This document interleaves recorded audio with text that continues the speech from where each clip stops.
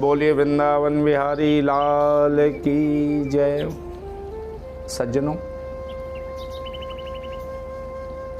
आचार्यों ने बतलाया है कि अवश्यमेव भोक्तव्यम कृतो कर्म शुभाशुभम।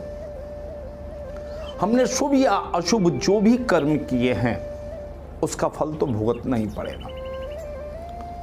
जाने तो क्या, अनजाने में भी अगर हम बिजली के तार को पकड़ लेते हैं, उसमें बिजली मौजूद है तो हमें झटका लगेगा, वो हमारे लिए प्राण घातक हो सकता है। हम ऐसा नहीं कह सकते कि अनजाने में हो गया, नहीं, अगर उसमें बिजली है तो अनजाने में भी होगा तो उसका भी फल हमें भुगतना पड़ेगा। यह सिद्धांत अपनी जगह से सही है। अब बच्चे कैसे? जाने अनजाने में, जानबूझ के भी अगर हमने कर्म किया है, मन में प्रायश्चित का भाव है, तो अब हम बचे कैसे? अनजाने में भी कर्म हुआ है, दोष हुआ है, तो उसका फल जो हमें मिलेगा, जो कष्ट जो दुख हमें प्राप्त होना होगा, उससे बचे कैसे? उसका एकमात्र सहज तरीका है, इस मैं के भाव से छूटने की चेष्टा करें। हमने एक वीडियो और भी बनाया है, उसमें यह बात बताई गई कि जिसके मन में कर्तापन का भाव है, जो यह सोचे कि मैं बहुत बड़ा ज्ञानी हूं, मैं बहुत बड़ा पुजारी हूं, मैं भगवान का बहुत बड़ा भक्त हूं, उसका तो अहंकार ही बढ़ना है। उसका अहंकार बढ़ेगा,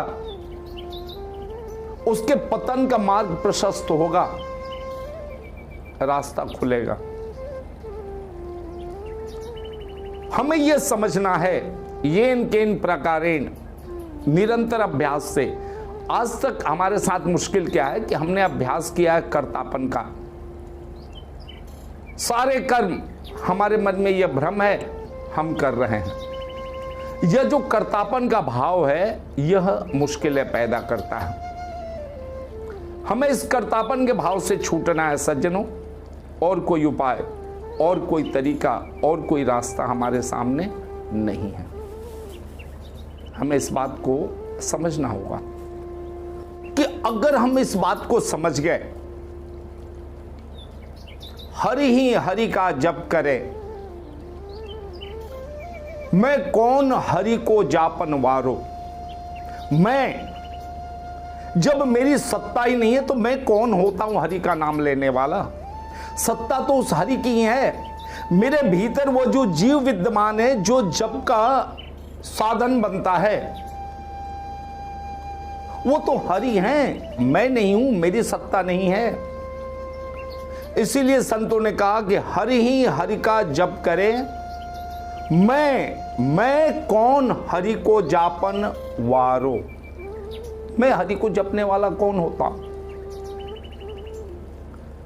जिस क्षण मैं की गुत्थी सुलझे, जिस क्षण यह मैं का जो भ्रम है, यह जो मैं की गुत्थी है, जिस क्षण सुलझ जाएगी,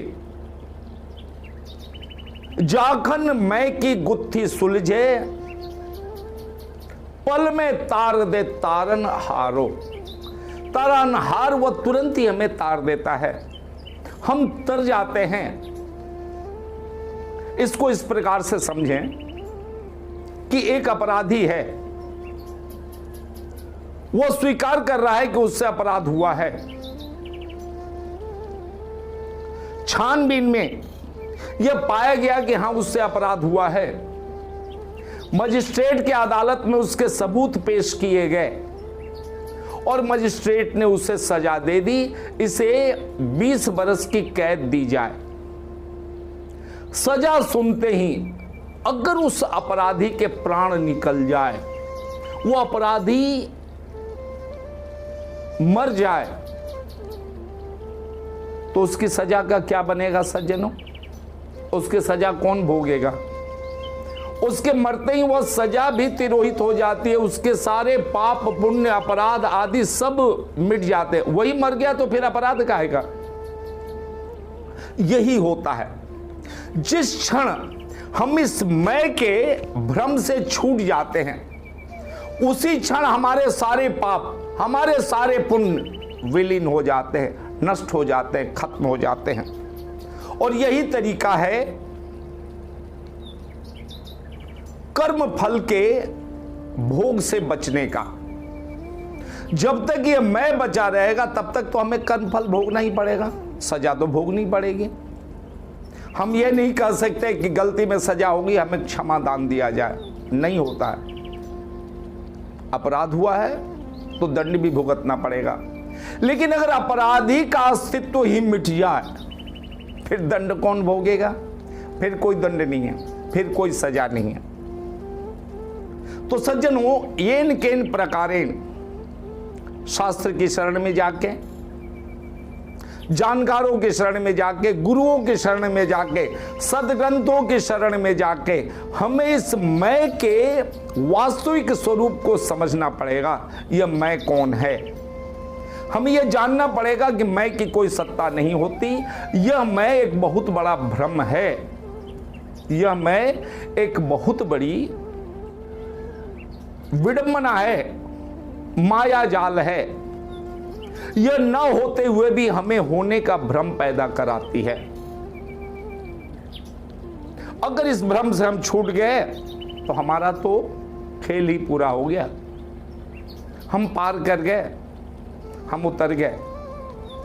सज्जनों, इस मैं के मर्म को इसलिए इस प्रकार से अच्छी तरह से समझना जरूरी है। जिसने मैं के मर्म को समझ लिया, जो मैं से पार हो गया, भव सागर से, सारे कर्म बंधनों से, सारे कर्म फलों से छूट गया और पार हो गया। छूटने का, मुक्त होने का यही तरीका है। सियावर रामचंद्र की जय।